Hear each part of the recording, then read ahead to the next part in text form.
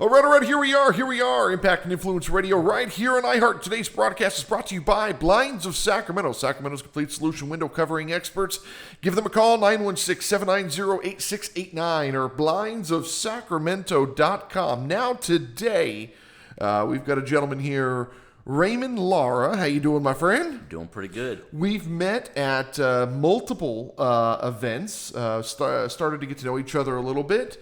Very handsome fella, friendly, and the owner of Cadillac HVAC.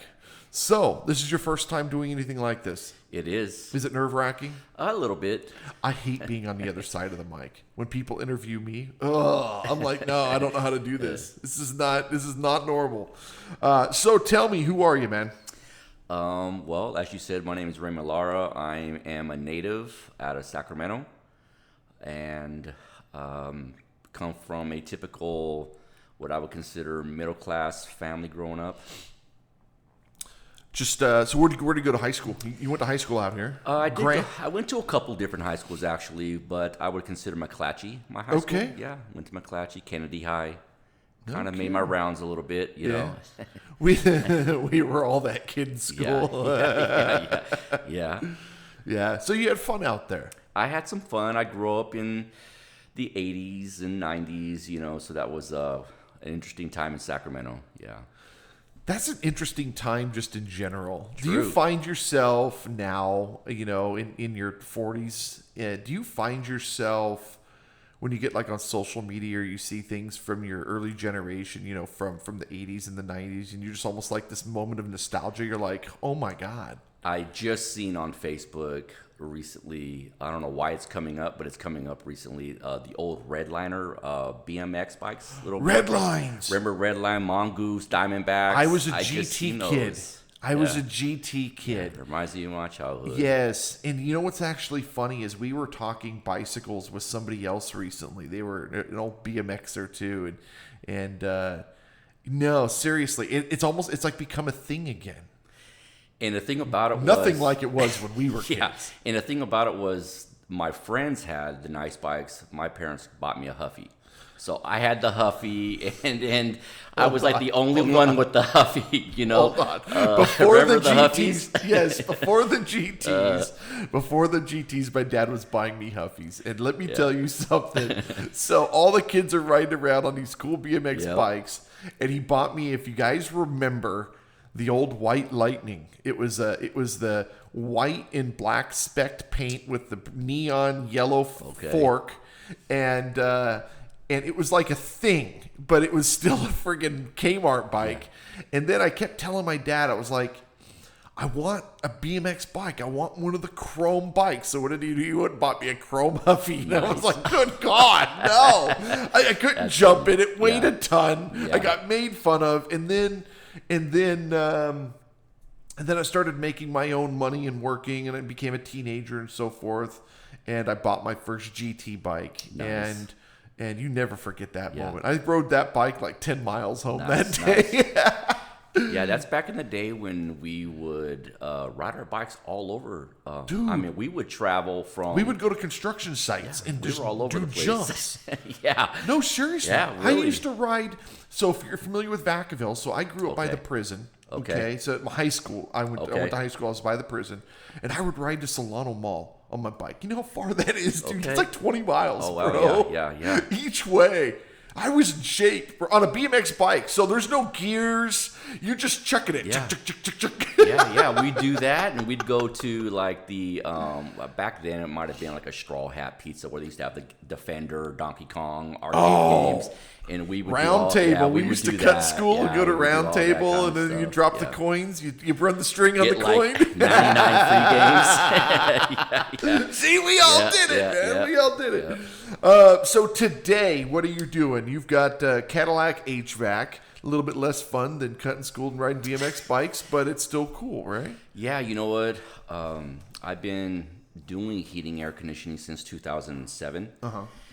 And I would have honestly never thought that it would have been a line of work or kind of work that I would have found interesting. Learned it. And first chance I got to get some real field experience, I realized that it actually was very rewarding. to me. And but I do pretty much all things heating, air conditioning. Because you're doing commercial and residential, right? I do mostly residential, but I do also do commercial, yes. On a smaller scale. You're not doing like... what we consider light commercial. Yeah, you're not doing Walmart distribution centers. Yeah, you're doing Straw Hat Pizza. Sure, absolutely. Yeah. Yep. Awesome. Now, the clients you're looking for, we're kind of already getting into that. Talk to me about some of these clients that you guys are looking for. Well, I mean, that's a good question. I'm really open. I try to be, my thing with Cadillac Heating and Air is, because I've been doing it as long as I have, I felt like I had reached a point in my career where the best way for me to serve Sacramento and the surrounding areas was to go off on my own. And so my intention was to not be some real huge business and company. I wanted to be smaller in scale, which would allow...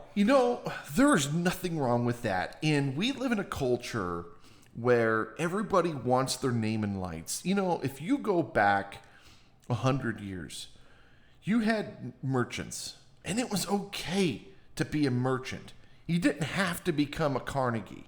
You know what I'm saying? Yeah. And you look at today, and I don't know what it is. I don't know if it's social media or peer pressure or everybody wants to be on Forbes or, everyone wants to be a billionaire. I don't understand what this fascination with I have to have a giant house and I have to have the big car collection. I have to wear a Rolex and I have to do all these things because society says that I have to. Why don't you just do you and do good and create your own name and your own legacy and just live your life, provide value to people, be good to people. Don't be a dirtbag. That's right. You know what I'm saying? Absolutely. And it's okay to be small. And small is still honorable. Absolutely. You provide better quality and better value when you're small. And honestly, Quinn, that's really where my heart is and was when I first decided to go off on my own, was to be smaller so that I could be fair, price-wise to my customers. And it'd be a win for them and a win for me. And you're available. I just picked up a new insurance agent, and she's freaking wonderful. It's a friend of the family, and it was so funny. I've blown her off for like 5 years. No, I go through Progressive. Every time I call Progressive, I get somebody. I can call them on a Saturday or a Sunday. They don't know who the heck I am. But I know that when I call Blondie, I know that when I call her, that's not her name, that's just what we call her, but when I call Blondie, I know she's going to answer the phone. I know she's going to ask about my wife. I know she's going to want to come over for lunch or for dinner. I know, and we've known her for years. I know that when I give her a hug, it's a real hug because she's real family, Yeah. And I think that's kind of what you're going with here. Absolutely. It's just real. Absolutely. You know that when you call that one client, you've got a client, Rosa, who's 70 years old, and she calls you every 6 months to go and check on things. You know that when you show up, she really likes the poinsettias, so you bring her some. Yes. That kind of stuff. Absolutely. I love that kind of stuff, those kind of connections with my customers, Yeah. No, seriously. So where does the Cadillac name come in?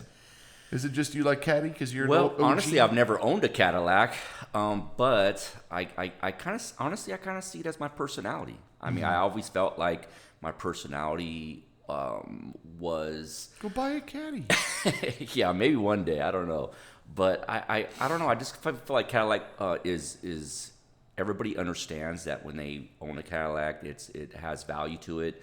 And I really do feel like the kind of work that I do, I have an eye for detail. And when I do the work that I do, I feel like that's what I'm offering, top tier Cadillac. What I like about service. the Cadillac name is that it's Americana. Nice. It's Americana. And you're Americana. You're here, you're Latino. Yes. You speak for our country. You speak for the people. You're part of our community. You're a higher tier. You want to provide a better service. But you're a real guy. And I think I think Cadillac does suit you very well. You're not trying to sell Rolls Royce. You're not trying to sell Ferrari. You're selling Cadillac, which is Americana. Nice. Yeah. I like this. Where'd you just one day said I'm going to do? You had a dream one night. You know what? Once I decided to really get serious about going off on my own and everything, I went down a list of names of what I would think about naming this company, and that one just stood out to me. and it grew on me, and here I am. So now you need a Cadillac. No, seriously. Yeah. You drive a big old truck everywhere with all your stuff? Right now I do. Yes, I do. Yeah. So why don't you go get, is it a Chevy truck? It's a Dodge Ram truck. No, you need to get yourself one of them Chevys and do the Cadillac conversion on the front end. Yeah. That's awesome. Well, Dodge HVAC doesn't suit you. I think Cadillac it doesn't, definitely yeah. suits you. Passion. Why are you so passionate about this, brother? Well, heating, air conditioning is, I feel like a lot of people in general, I feel like they don't think too much about their heating, air conditioning systems until it's Not working. usually broke down. I feel like we're kind of forgotten sometimes, you know what I mean? But I feel like when we do come in, and especially in the hot summer days in Sacramento, I feel like when we do come in, and when I come in, I'm able to provide that comfort back to the home, to the families. It just is rewarding, and I love being able to do that. We used to work with a pest control company many years ago, and he would tell me that customers would cancel their service because they wouldn't see pests anymore. And we'll go, well, yeah, that's the point. You don't cancel your service because you don't see pests. That's the point. The reason why you don't see pests is because we keep coming back to make sure the pests don't come. So I'm assuming you have some sort of, in the sense, the heating and air conditioning. My system never goes down, and so I need to cancel my service with you. Well, no, your service never goes down because I come out every 6 months. Do you have something that's recurring that you can come out and make sure that the system works in the summer and the system works in the winter? Yes, I do. Typically, that's where the season we're in now. We're basically trying to get people ready for summer season. And so my encouragement to people that are out there that may not have had that service done in a year or longer sometimes, it is an important part of keeping their system running during those hot summer months. Yeah. Do you find that... This is a really interesting thing. This is completely, left field. But do you find that your job is harder in certain neighborhoods than other neighborhoods? And the reason I bring this up is I was at one of the networking events. In fact, it's Thursday, I think, is that event this week. You need to go. This is a good one. And all the events that we attend are on the website. We'll go over that when we get done here. But the point is we were at one of the events, and it's all the Sacramento City leaders. Everybody minus the mayor is there. It's really amazing. And there's this wonderful, wonderful lady, Lynette. She's there, and she's talking about how in the quote-unquote black neighborhoods, it gets... it's 10 to 15 degrees hotter in the summer than the white neighborhoods. And I'm thinking to myself, like, what are you talking about? And so she's talking about when you go to Oak Park versus Land Park or versus East Sac, there's canopy cover in East Sac and in Land Park, whereas in Oak Park, they couldn't afford to do their arboring, so they just cut all the trees down. And, of course, the sun is beating on those homes all summer. And, of course, they're the ones that are going to have the system failures because the systems are overloading. Do you find those neighborhoods harder or more nerve-wracking going in there and you're seeing these families just baking inside these houses? Well, yes to a point. I used to live in Oak Park growing up as a kid, so I kind of am familiar with the Oak Park area. It reminds me of where I grew up in Richmond. I grew up in Richmond. In my early 5 years old to 8, 9 years old, I was in Richmond. A lot of history there. That's just what it reminds me. Absolutely, a lot of history there. But yeah, to answer your question, there sometimes, depending upon exactly where you're at working, sometimes. You can sometimes feel that you're in certain parts of Sacramento that are different from like Land Park, East Sac, and things like that. What I'm saying is, maybe I didn't phrase it right. Do you find it difficult to see these families struggling and you want to give a little bit more to those families that are they're trying to make ends meet? And that's the thing that's frustrating is that they're living in the underdeveloped areas, right? In some of the not so great neighborhoods, but they're the hardest working. They're the hardest working, and they're they're busting their hump. They've got educations. They went to school. They work in the medical field or whatever they do. They've got families, but they're pouring the money, all this money into these electric bills. and then you come in and they're like, I can't afford to fix my HVAC system, and then you've got 3 kids in a back bedroom that are sitting back there sweating, and you're like, I want to help this family out. Absolutely. And I try to always go, even though maybe a certain part of the service sometimes technically might only include go to a certain point, right? I try to always see what else I can do to cover the entire system, because they may not have me come back every 6 months. They might only be able to have me come back once a year. Or every couple of years. So at that point, I will look at the entire system for them and make sure as best as I can that they're heating. And those are older houses too, man. I mean, it's just what I don't understand. And maybe now we're going to get into politics, right? But what I don't understand, you've got some of these people running around with all the money in the world. I mean, you're talking insane money. And they're providing jobs, and they're providing a lot of benefit for our world because they're creating and doing a lot of amazing things in our world.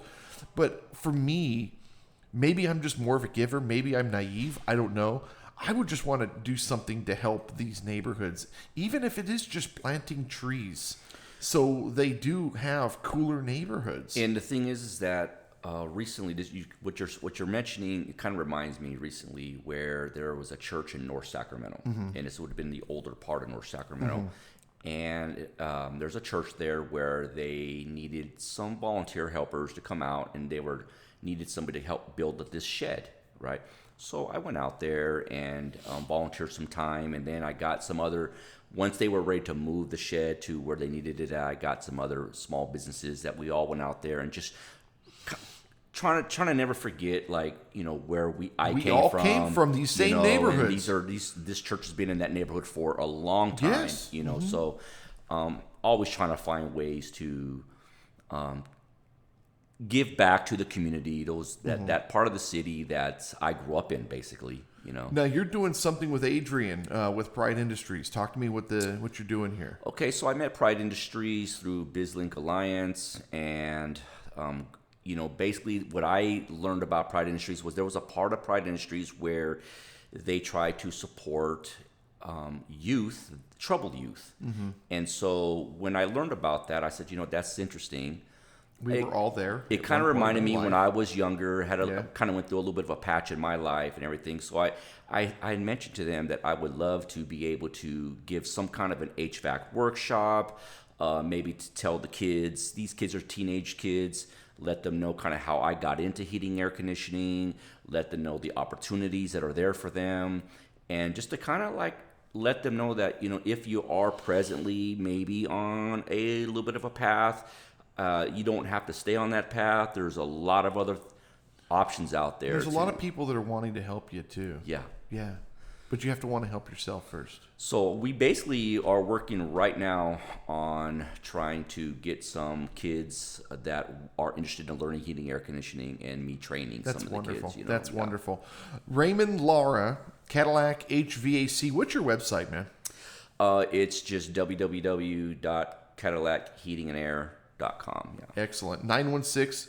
916-365-2040. That's the right number, right? Yes, sir. 916-365-2040. Anything you want to add before we get out of here, man?